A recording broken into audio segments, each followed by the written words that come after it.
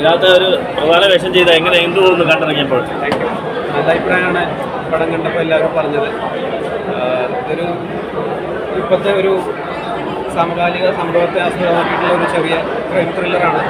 എല്ലാവർക്കും ഇഷ്ടപ്പെട്ടതിൽ വളരെ സന്തോഷം. അപ്പോൾ ഇനി കാണാത്തവരൊക്കെ പെട്ടെന്ന് തിയേറ്ററുകളിൽ പോയിട്ട് സിനിമ കാണാം. അടുത്തുള്ള തിയേറ്ററിൽ പോയി സിനിമ കാണാം.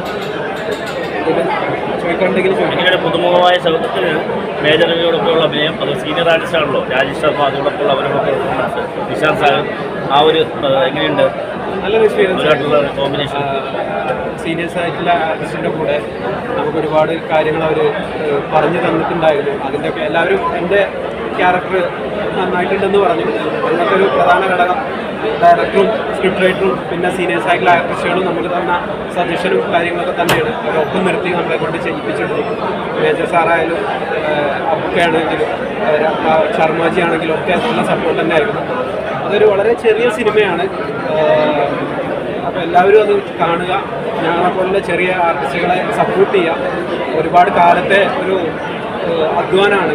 ഒരുപാട് 10-15 വർഷത്തോളമായി സിനിമ ആഗ്രഹിച്ച് എറണാകുളത്ത് ഇവിടെയൊക്കെ ആയിട്ട് ഒരുപാട് നടന്നിട്ടുണ്ട്. അതിൻ്റെയൊക്കെ ഒരു ആത്മാർത്ഥമായ ഉത്തരം എനിക്ക് കിട്ടിയെന്നാണ് ഞാൻ വിശ്വസിക്കുന്നത്.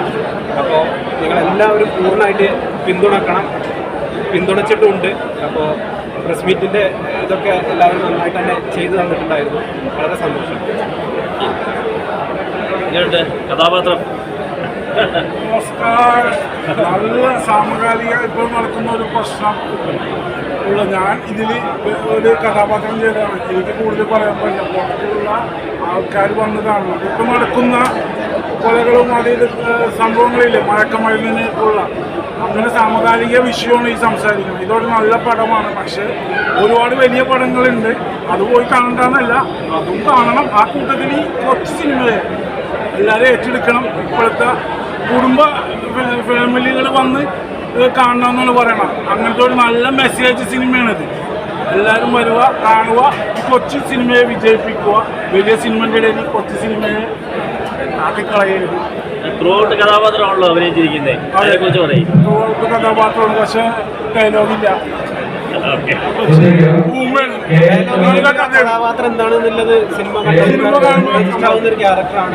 അത് വളരെ നന്നായിട്ട് തന്നെ ഫൈസൽക്ക അഭിനയിച്ചിട്ടുണ്ട്. നന്നായിട്ട് ചെയ്തിട്ടുണ്ട്.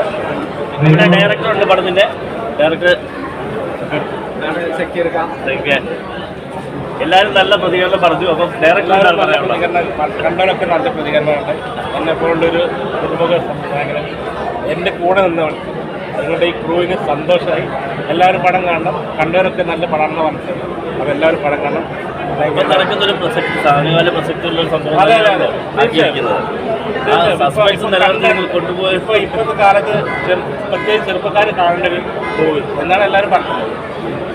ഓക്കെ, ഇതിൽ നല്ലൊരു ക്യാരക്ടർ ചെയ്തിട്ടുണ്ട്. കഥാപാത്രത്തെ കുറിച്ച് പറയൂ. പ്രധാന വേഷം കൃഷ്ണദാസ്, ഞാനൊരു പ്രൊഡക്ഷൻ കോർഡിനേറ്ററാണ്.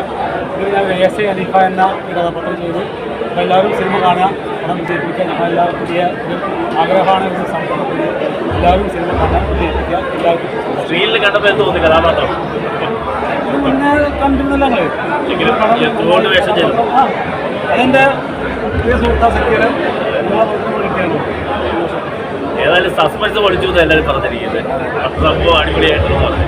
അത് നല്ല ക്രെഡിറ്റ് സംവിധായകൻ കണ്ടില്ലേ?